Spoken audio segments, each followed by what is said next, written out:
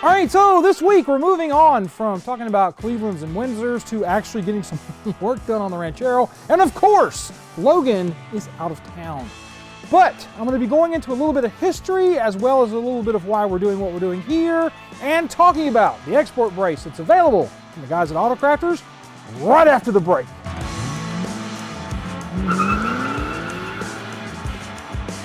Restoration of a classic Ford is a journey of discovery. Let Autocrafters help you with yours. We offer quality parts for Falcon, Fairlane, F-Series, Galaxy, Maverick, and Pinto. Contact us today. You may be wondering, why did we do what we've done here? We've taken the export brace out. You saw us just a second ago cutting everything out. Simply put, we did it because the big section of the brace was missing on the driver's side. And I feel like that probably came from the fact that they have a real hard time sometimes getting the engines into and out of these Falcons. Which brings me to why I think this export brace that we got from the guys at Autocrafters is what Ford did at the Monte Carlo races in 1963, 4, 5, and 6 when they ran these cars. This brace works exceptionally well for being able to remove an engine. Does it do anything more than that? It does exactly what the other brace did.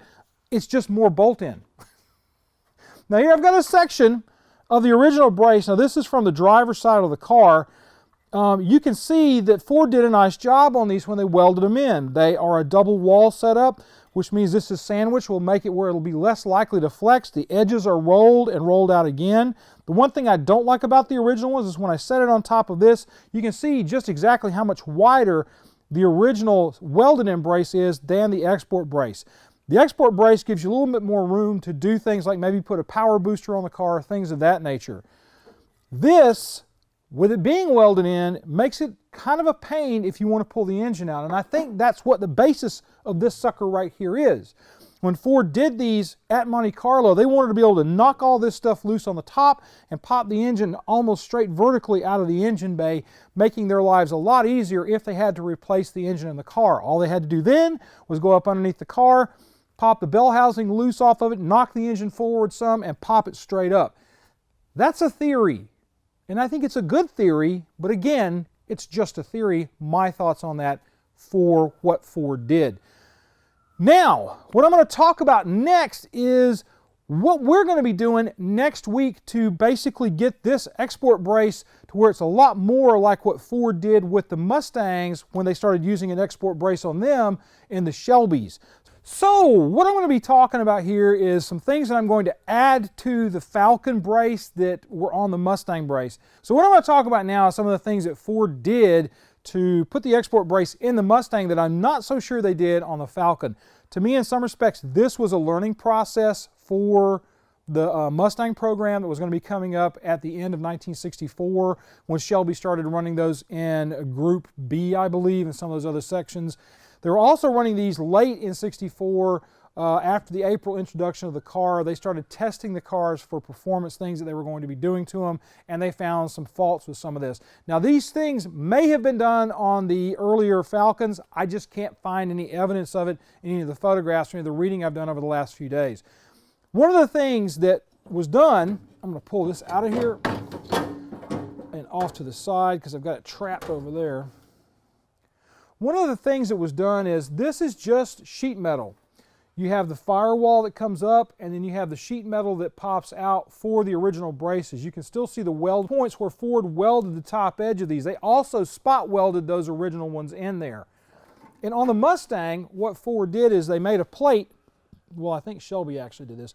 Shelby made a plate that bolted on the underside of the spot weld setup here, and then actually was welded to the firewall and welded to this. What that does is it stabilizes that export brace a lot better than what you're going to get. Now, obviously, my little piece of angle iron that I've got here, this is 1/16 inch steel. This piece is going to need to be cut down to mimic this line here a little bit better. And then we will, like I said, we're going to drill down through here and weld it. But what you're seeing right now is that there is a bend here.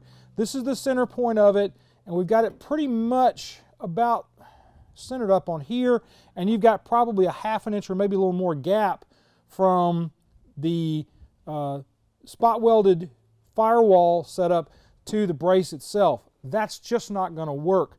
So what I'm going to need to do is I'm going to make a paper template with sit it up in here, and then get the arc of this and then modify my angle iron here in order to fit underneath here.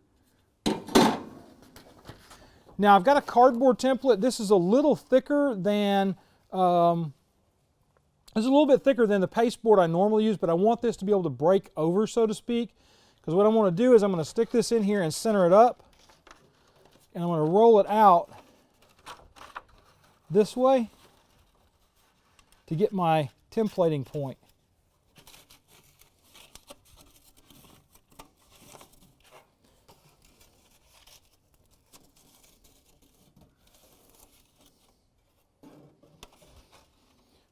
All right, now I've got my angle for this piece that I can go in and pull this off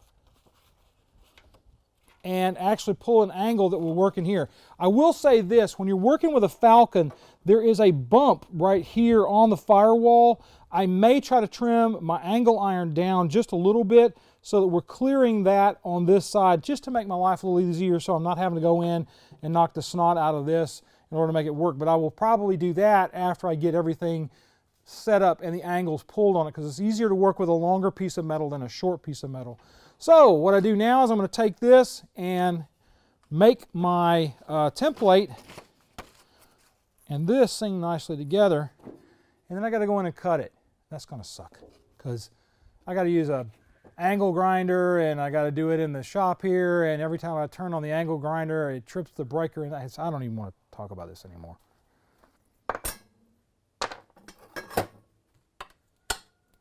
All right, so I have brought this in, centered it up on the metal, and I have got it centered up on either end where we're pretty much at about the same on both end sections of it. This is an Ishii type game. I'm going to tell you that right now. So what I'm going to do is I'm going to take my marker and just kind of line this out using the paper to hold position. We're trying to maintain that arc. That's all we're doing here. And what I want to try to do with this is to cut this line here, and then to get right on this edge right here, and make a cut across here so I can fold this down and then weld it into position when I get the welder running. Because right now we don't have a welder. Well, actually we do have the welder, we just don't have the electricity to run it from the buildings yet. We have to start the generator, and when I do that, well, I can't talk to you because the generator's running. But I digress. So now I'm going to take and chalk this up in the bench vise and make my cut, and hopefully this will work.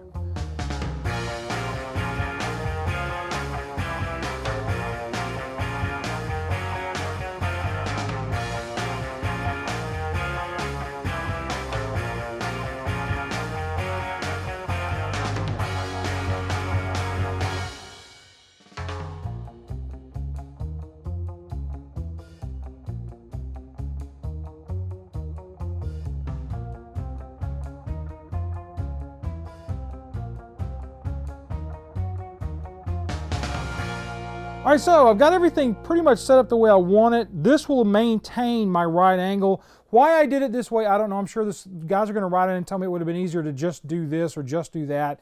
I had the angle iron, and if it were a Mustang, we could have basically just bolted this together, cut the holes, and been done with it. But since we've got a Falcon, there is an arc there. I'm trying to maintain the arc while not losing that center section. If these two pieces are one piece and you cut them down like this, it's easier to put them back together in the arc, just simply because you've got a point where you can have stabilization here, and then draw these two pieces together with something like what I'm working with right here with this little woodworking angle piece. When I get some power out here, hopefully within the next week or so, and I may just go ahead and work on this off camera, I'm going to go in and put a spot weld right here, a small one, and then curl the other end the same way and put a spot weld down there, and that will then allow me to be able to test fit this and make sure it's going to even work the way I want it to work. After we test fit it, if we like the way it is, we're going to take and put this piece in the car and just weld it in. I'll put some holes along the back side of it that we can weld it straight to the firewall. And then we'll POR 15 in those spots that we put here or around it, and then go in and weld it up, and then basically set it so that we can put the top plate on there as well, because we're going to have to make some trim work on that. All that's going to be coming next week, some of it. I'm not going to show you the weld out because I've already told you a long time ago I suck at welding, but I've given you the tips on how to set that up if you want to do it. So there you go. All right, I'm going to go back inside and we're going to close this bad boy out. All right, so that's it for what we're doing this week. Next, we're going to be coming back with actually getting ready to do the install. We'll have our fasteners in by then. I'm going to weld up that piece and do some test fitting and show you just how much of a colossal pain in the butt that sort of thing can be when you're working on one of these old vehicles. But with that being said, do me a favor and go out and subscribe to the channel. We're on our march to 100,000 subscribers. If we can hit that 100,000 mark, we get the stupid plaque. When we get the walls up in this joint, we'll have a 4x8 sheet of plywood with Paul's name on it, and then the little Paul's wall he sent us. We'll put the plaque smack dab in the middle of that sucker, and you'll see it every once in a while on the episodes here at Manic Mechanic. Also, check out our Patreon account. At our $10 a month level, you get monthly meetings with me. What we do on those meetings, we just have a ball. We sit there and we do tech Q&A. We talk about things we've got coming up, like for instance, this April, our high-level Patreon people, we're going to invite them up here for the open house here at our new palatial estate that we are now calling Rusty Acres. We got too many cars. Most of them are rusty. So check that out. Go out and take a look at Patreon. You don't have to do it, but if you do join up, you get monthly tech videos that Andrew puts together and puts out there for you to watch. And won't you please help Andrew to be able to buy more than ramen? Because basically what he makes here is what we get in from Patreon, and just skate that right on over to him. So please help Andrew to become a better Andrew by contributing, I don't know, whatever it is a day to get him to 10 bucks, from you. Wow. Okay, so that's really it, folks. Do me a favor, be kind to each other, love on each other. You guys have a great week, and we'll see you on down the road. I've taken a little grief for Andrew having a drinking problem. So I really can't say a whole lot about his drinking problem. But, That's not going to be in the video problem. I have final edit rights, so what he just said doesn't apply. Oh, I'll know. I have a photographical memory for this sort of thing. It's been 10 years. Why would I not have photographic type memory for this? Check out Patreon, please. Subscribe. Bye.